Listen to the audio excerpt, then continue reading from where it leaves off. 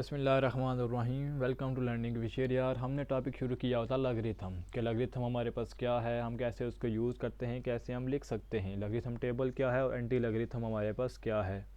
यहाँ तक हमारे पास कंप्लीट हो चुके हैं टॉपिक्स। इससे आगे चलते हैं क्या कुछ वैल्यूज़ को लॉगरिथम फाइंड करेंगे और एंटी लॉगरिथम भी फाइंड करेंगे, और जितने भी यानी हमने लास्ट वीडियो में चीज़ों को डिस्कस किया था उससे रिलेटेड आज हम एग्जांपल्स को सॉल्व आउट करेंगे। सबसे पहले हमने कुछ क्वेश्चन ले लिए हैं जिनका हमने फाइंड आउट करना है लॉगरिथम। लॉगरिथम फाइंड आउट करने के लिए जैसे कि मैंने पहले डिस्कस किया था कि हमारे पास दो चीज़ें होनी चाहिए, number 1 characteristic, number 2 mantissa. Characteristic हमारे पास कहाँ से आता है, और देखें यहाँ पे नंबर हमारे पास दिया गया है 100 और 1000 की रेंज में, तो वहाँ पे हमारे पास कैरेक्टरिस्टिक आ जाता है 2। अगर इस तरीके से चीज़ समझ नहीं आती तो देख लें, पॉइंट यहाँ पे दिया गया है, इसको जब हम फर्स्ट डिजिट्स तक लेकर आएंगे तो यहाँ पे सेंटर में कितने नंबर आ रहे हैं 2, तो इस वजह से हमारे पास कैरेक्टरिस्टिक 2 आता है। इसके बाद बात करते हैं मेंटिसा की। तो मेंटिसा की बात करने के लिए हमें चाहिए होते हैं 4 डिजिट्स। बेसिकली जब हम टेबल यूज़ करते हैं लॉगरिथम टेबल तो वहाँ पे 4 डिजिट्स ही इस्तेमाल हो सकते हैं। तो हम क्या करेंगे, इस नंबर को राउंड ऑफ कर लेंगे। जब इस नंबर को राउंड ऑफ करेंगे तो हमारे पास आ जाएगा 232.9। राउंड ऑफ करने का रूल ये होता है कि जिस नंबर तक हमें राउंड ऑफ करना होता है, अगर उससे पहले वाला नंबर यानी कि दिस वन 5 से ग्रेटर होगा तो इससे पहले वाले नंबर में 1 ऐड होगा। अगर ये 5 से लेस है तो वो नंबर सेम उसी तरीके से हमारे पास रहेगा। अब जब हमने इसको फाइंड आउट करना है 2329 के लॉगरिथम को, तो हमें लॉगरिथम टेबल यूज़ करना पड़ेगा। तो लॉगरिथम टेबल हम यूज़ कर लेते हैं। हमारे पास वैल्यू दी गई है 232.9।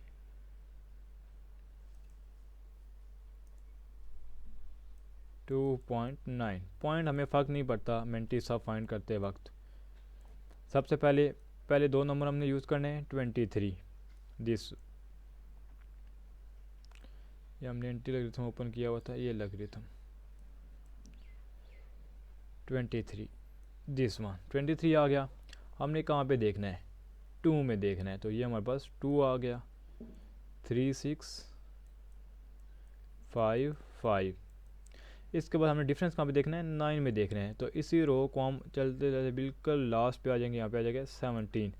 तो 17 को इसमें ऐड कर देंगे तो हमारे पास आंसर आ जाएगा 7 और 5 12, 2 1 कैरी, 5 और 1 6 और 7 6 3 36 72। तो यहाँ पे हमारे पास आंसर आ जाएगा 36 72। जब हमारे पास करैक्टर और मेंटिसा दोनों आ जाएंगे तो सिंपल हमने क्या करना है, दोनों को इकट्ठा करके लिख देना है और सेंटर में हमने पॉइंट डालना है। इस पॉइंट की वजह ये है कि करैक्टर हमारे पास जो होता है ये एक इंटीजर होता है, जबकि मेंटिसा जो आंसर आता है वो हमारे पास एक डेसिमल होता है। ये तो था पॉजिटिव अंकन हमारे पास करैक्टर आ जाता है। अब यहाँ पे देखते हैं जहाँ पे पॉइंट हमारे पास लेफ़्ट साइड पे दिया गया है, तो ये नंबर की रेंज क्या है 0.0032। तो यहाँ पे कितने डिजिट्स दिए गए हैं 1 2 3 4, तो यहाँ पे आ जाएगा 4 बार।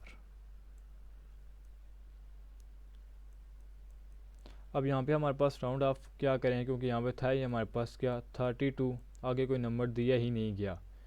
तो जैसे कि हमने इससे पहले वाली वीडियो में डिस्कस किया था कि अगर हमारे पास कोई आगे नंबर ना दिया जाए तो हम उसको कहाँ पर देखेंगे, ज़ीरो में देखेंगे। तो यहाँ पे ज़ीरो में हमारे पास 32 को ज़ीरो में देखें तो क्या आंसर आ रहा है 5051, और आगे फिर अगेन ज़ीरो, तो डिफरेंस ज़ीरो में ज़ीरो ही होता है 5051।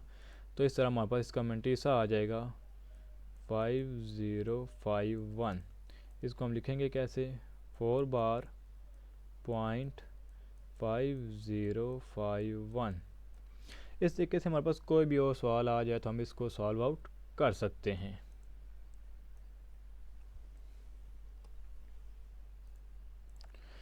अब इससे next question number 2, if logarithm 31.09 is equal to 1.4926। अब इन्होंने क्या किया है कि हमारे पास लॉगरिथम हमें उन्होंने एक वैल्यू का दे दिया है कि 31.09 का ये आंसर आता है, यानी कि जब इसका कैरेक्टरिस्टिक निकालेंगे तो 1, और इस सारी का मेंटिसा क्या है 4926। अब नीचे इन्होंने हमारे पास 4 पार्ट दे दिए और कहा है जी विदाउट टेबल हमने इसके मालूम करके देना है इसका आंसर क्या होगा। एक और चीज़ यहाँ पे हम डिस्कस कर लेते हैं कि अगर हमारे पास पॉइंट की पोजीशन चेंज हो जाती है लेकिन नंबर सेम रहता है, यहाँ पर भी 3109, अगर हम फिलहाल पॉइंट को डिस्कस ना करें, 3109, 3109, 3109, फ़र्क क्या है कि सिर्फ और सिर्फ जो पॉइंट है वो चेंज हो गया है। तो पॉइंट चेंज होने की वजह से हमारे पास कैरेक्टरिस्टिक तो चेंज हो जाता है लेकिन मेंटीसा हमारे पास सेम ही रहता है। किस तरह? जब यहाँ पे देखें 3.1 यानी कि यहाँ पे पहले इन्होंने पॉइंट पहले डिजिट के साथ लिखा हुआ है, तो यहाँ पे हमारे पास जो आएगा इसका आंसर वो आएगा कैरेक्टर 0 और आगे मेंटीसा वही रहेगा 0.4926। अब यहाँ पे दिया गया है 310।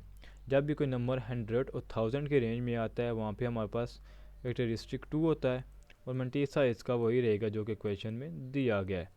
नेक्स्ट वाले में देखें तो यहाँ पे दिया गया है 0.003, यानी कि पहले वाले डिजिट्स को इंक्लूड करके देखें तो 3 डिजिट्स पीछे हमारे पास पॉइंट आ रहा है, तो यहाँ पे आ जाएगा 3 बार .4926। और ऐसे लास्ट वाले में लिखा गया 0.3। हम पॉइंट को कहाँ पे लेके आएंगे? फर्स्ट डिजिट्स के पास। जब इसको हम फर्स्ट डिजिट के पास लेके आएंगे तो करेक्टर क्या आ जाएगा? -1 और मेंटीसा इसका सेम वही 4926। इससे आज एक और नई चीज़ पता चल गई कि अगर हमारे पास सिर्फ पॉइंट चेंज हो जाता है और नंबर सेम रहता है तो वहाँ पे हमारे पास मेंटीसा भी सेम रहेगा। क्वेश्चन नंबर 3 में ये कहा गया है जी find the number whose common logarithm are this one, यानी कि अब उन्होंने हमें हमारे पास मालूम करना है कि ये किस नंबर का लॉगरिथम है। तो इन्हीं क्वेश्चंस को ले लेते हैं।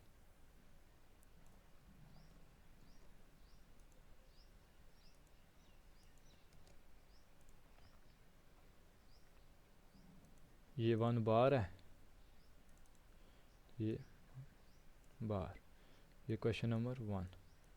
दोनों को सॉल्व आउट कर लेते हैं। सबसे पहले 3.5621, जब हमारे पास कॉमन लॉगरिथम दे दिया जाता है तो तब हम यूज़ करते हैं एंटी लॉगरिथम। तो एंटी लॉगरिथम में यूज़ करने के लिए आपको बता दूं, जिस पॉइंट से पहले नंबर लिखा गया होता है ये करेक्टर होता है, पॉइंट के बाद होता है वो मेंटीसा होता है 0.5621। तो हमारे पास जब भी हमने एंटी लॉगरिथम यूज़ करना है तो पॉइंट के बाद वाले नंबर यूज़ करने हैं, पॉइंट से पहले वाला नंबर यूज़ नहीं करना। तो यहाँ पे कहा गया है 56 को 2 में देखेंगे और 1 में डिफरेंस। एंटी लॉगरिथम टेबल हम देख लेते हैं।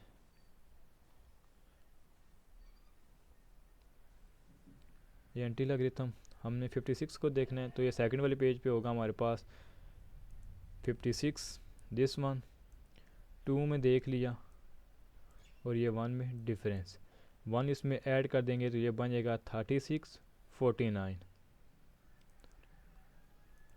तो यहाँ पे हमारे पास वैल्यू आ जाएगी 3649। अब हम करेक्टर को यूज़ करेंगे कि हमने पॉइंट कहाँ पर लगाना है। अब यहाँ पे करेक्टरिस्टिक हमारे पास दिया गया है +3, तो पहले वाले नंबर को हमने काउंट नहीं करना और राइट साइड पे बाकी नंबर्स को काउंट करना है 1 2 3 और यहाँ पे हमारे पास पॉइंट आ जाता है। जब भी हमारे पास पॉइंट राइट साइड पे लास्ट पे आता है तो हम उसको नहीं लिखते, तो हमारे पास जस्ट आंसर आ जाएगा 3649। अगर यहीं पे हमारे पास अब ये नेगेटिव वाला दिया गया है -1.7427, कैरेक्टरिस्टिक हमारे पास क्या दिया गया है -1, मेंटीसा हमारे पास दिया गया है 0.7427। 74 को हम देखेंगे 2 में और 7 में डिफरेंस। टेबल देख लेते हैं। यहाँ पे हमारे पास ये देखें 74 ये दिया गया है, 74 को 2 में देख लेंगे और 7 में डिफरेंस, दिस वन 7 9 डिफरेंस है। तो हमने जब इसको 2 में देखा तो हमारे पास क्या वैल्यू आ गई 5521 और यहाँ पे डिफरेंस कितना आ रहा है 9।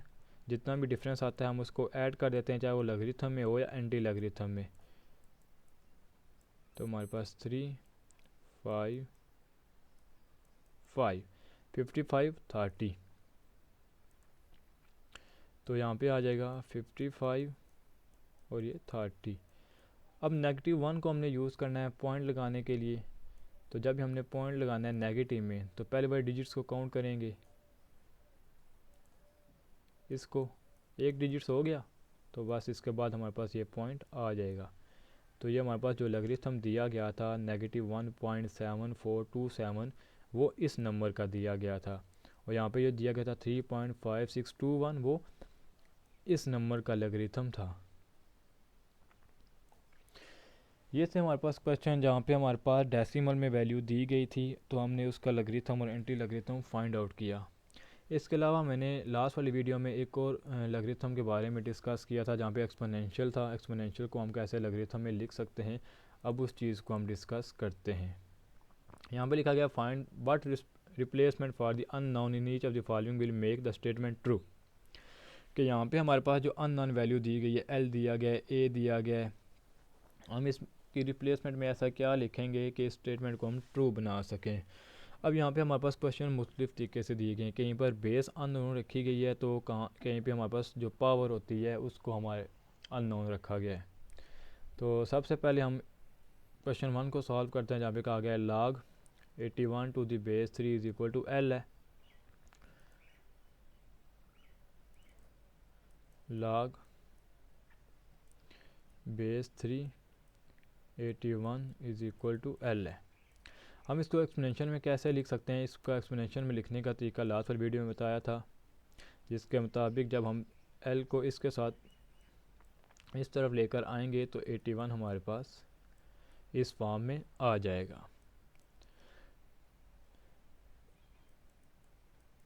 अब देखें यहाँ पे हमने एल की वैल्यू फाइंड आउट करनी है, तो इसके दो ही मेथड हैं, या तो पावर इक्वल आ जाती हैं या फिर बेस इक्वल आ जाती हैं। तो यहाँ पे हम बेसिस को सेम करेंगे।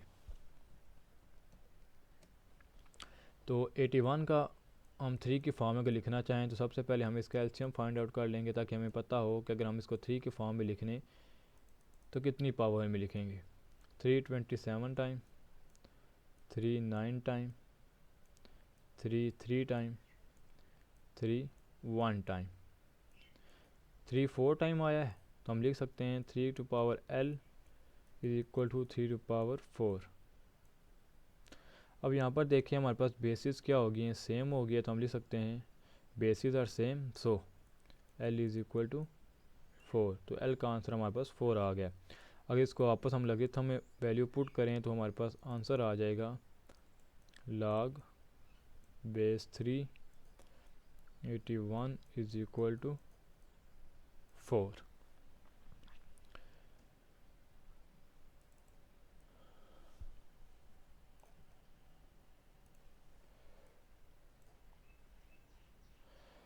यहाँ पे इस तरीके से और भी बहुत सारे सवाल दिए गए हैं, जैसे कि लास्ट वाली वीडियो में हमने एक एग्जांपल सॉल्व की थी। log टू द बेस 1/2 है, यहाँ पे ने ले दिया log 512 टू द बेस 2/2। वो क्वेश्चन नंबर 6 में भी हर जगह हमारे पास इन्होंने x चेंज करके कभी बेस में और कभी पावर में दे दिए। तो हम यहाँ से सॉल्व करते हैं log 512 टू द बेस 2/2।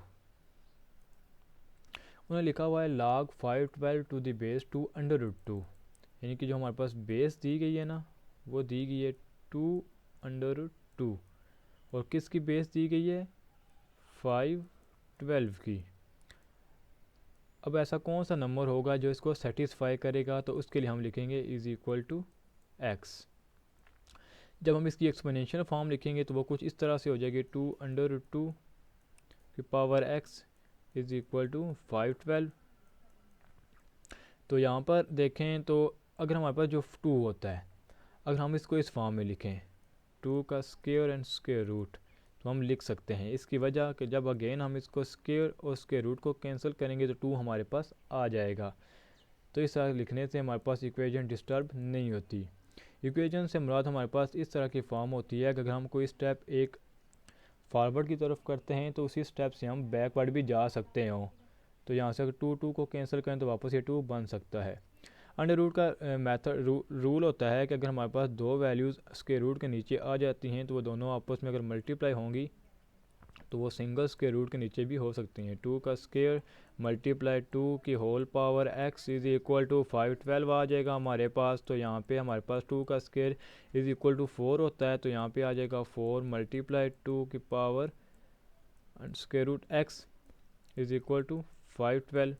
हमें पता है कि जिसको रूट होता है इसकी वैल्यू होती है होल की पावर 1/2, तो ये बन जाएगा 1/2 एक्स इज़ इक्वल टू 512। अब हमने 512 को 8 की बेस में लिखना है, तो हम किस तरीके से लिख सकते हैं? अगर 8 की बेस में नहीं लिखना चाहते तो हम इसको 8 को लिख सकते हैं 2 की पावर 3 1/2x। तो इस तरह 3/2x अपनी मर्ज़ी है कि हम 512 को 8 की फॉर्म में लिखना चाहते हैं या 2 की फॉर्म में, दोनों तरह से आंसर हमारे पास आ सकता है। तो हम 512 को 8 में कर लेते हैं, तो 512 का जब हम एलसीएम निकालेंगे तो हमारे पास आ जाएगा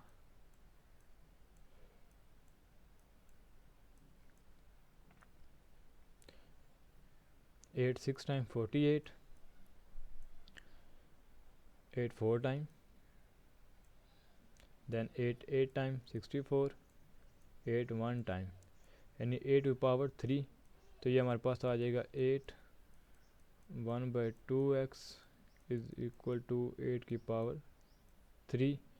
बेसिस सेम है, पावर इक्वल आ जाएंगी 1/2x इज़ इक्वल टू 3। यहाँ पर देखें तो 2 हमारे पास क्या हो रहा है, डिवाइड हो रहा है, दूसरे पे जाके मल्टीप्लाई हो जाएगा, तो 2 × 3 और x का आंसर आ जाएगा 6।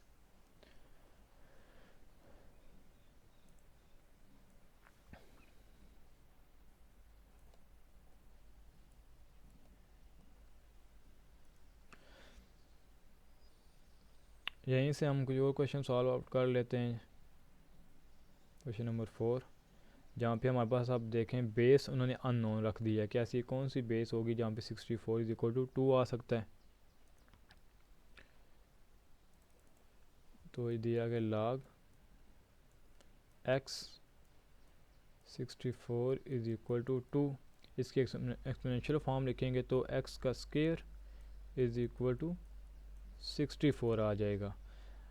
अब 64 किसका स्क्वायर होता है? x का स्क्वायर इज इक्वल टू 8 का स्क्वायर। पावर सेम है तो x का आंसर आ जाएगा 8। इससे पहले जो हमने सवाल किए थे वहाँ पे हमने बेसिस सेम की थी ना, यहाँ पे हमने पावर को सेम कर लिया है, तो यहाँ पे बेसिस आपस में इक्वल आ जाती हैं। तो इस तरीके से हमारे पास बाकी जितने भी क्वेश्चन होते हैं हम उनको सॉल्व आउट कर सकते हैं। इन क्वेश्चन को करने का मकसद क्या था, क्योंकि आगे आने वाली वीडियोस में हम क्या करेंगे कि हम इसी सिंपल सॉल्यूशन को कॉम्प्लेक्स क्वेश्चन में भी यूज़ करेंगे।